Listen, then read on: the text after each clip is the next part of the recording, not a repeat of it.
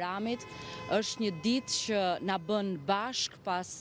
muajt të agjerimit, të sakrificës,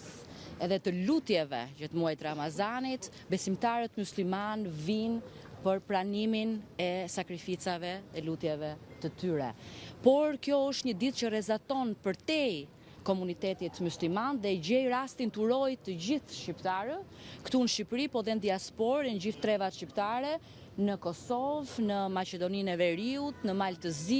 në Luginë e Preshevës, në Greqi, e kudo, sepse gjithmonë festat e të mirat ne i kemi ndarë me njëri tjetrin, pavarësisht besimit fetar, dhe është një dëshmi e qartë se si toleranca e vërtet, vllazëria e vërtet mes komuniteteve shqiptare është një realitet dhe nuk është një slogan. Po ashtu dua të uroj dhe të përgëzoj komunitetin musliman shqiptar, një komunitet që rrezaton këtë tolerancë dhe vlerat më të mira të popullit tonë, duke qenë një faktor progresi, duke qenë një faktor që nxit harmoninë fetare dhe jo ndarjen dhe përçarjen, dhe një komunitet që mundohet të i bashkojë të gjithë rreth festave pavarësisht besimit fetar. Dua në fund t'i uroj të gjithë shqiptarët, pavarësisht besimit, po s'pari